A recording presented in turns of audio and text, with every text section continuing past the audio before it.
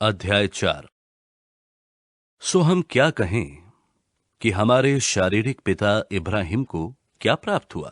यदि इब्राहिम कामों से धर्मी ठहराया जाता तो उसे घमंड करने की जगह होती, परंतु परमेश्वर के निकट नहीं। पवित्र शास्त्र क्या कहता है? ये कि इब्राहिम ने परमेश्वर पर विश्वास किया और ये उसके लिए धार्मिकता गिना गया।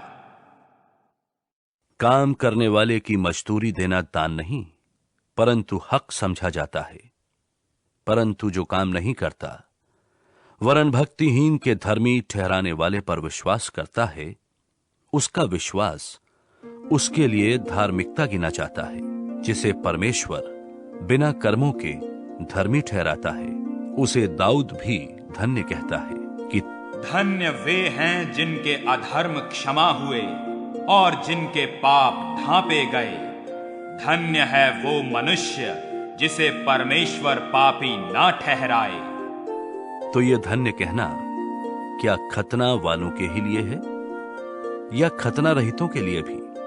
हम ये कहते हैं कि इब्राहिम के लिए उसका विश्वास धार्मिकता गिना गया, तो वो क्यों कर गिना गया? खतने की दशा में या बिना खतने की दशा में? खतने की दशा में नहीं, परंतु बिना खतने की दशा में। और उसने खतने का चिन्ह पाया कि उस विश्वास की धार्मिकता पर छाप हो जाए जो उसके बिना खतने की दशा में रखा था, जिससे वो उन सब का पिता ठहरे जो बिना खतने की दशा में विश्वास करते हैं, और कि वे भी धर्मी ठहरे और उन खतना किए हुओं का पिता हो जो ना केवल खतना किए हुए हैं, परंतु हमारे पिता इब्राहिम के उस विश्वास की लीक पर भी चलते हैं जो उसने बिन खतने की दशा में किया था, क्योंकि ये प्रतिज्ञा कि वो जगत का वारिस होगा ना इब्राहिम को ना उसके वंश को व्यवस्था के द्वारा दी गई थी,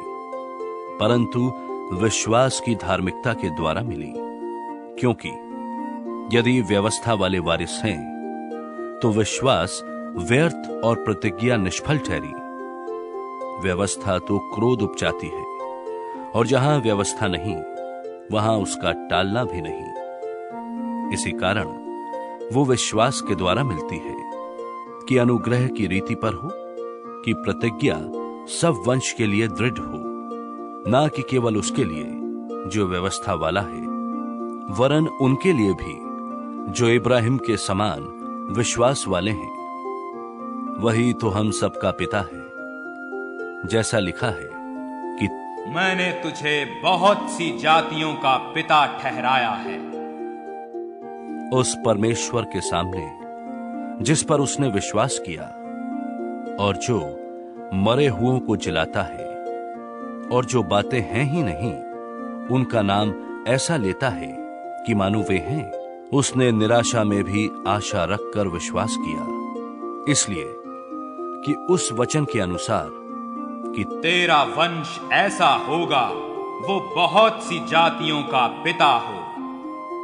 और वो जो 100 वर्ष का था अपने मरे हुए से शरीर और सारा के गर्भ की मरी हुई की सी दशा जानकर भी विश्वास में निर्बल ना हुआ, ना उसने अविश्वासी होकर परमेश्वर की प्रतिज्ञा पर संदेह किया, पर विश्वास में दृढ़ होकर उसने परमेश्वर की महिमा की और निश्चय जाना कि जिस बात की उसने प्रतिज्ञा की है वो उसे पूरी करने को भी सामर्थी है।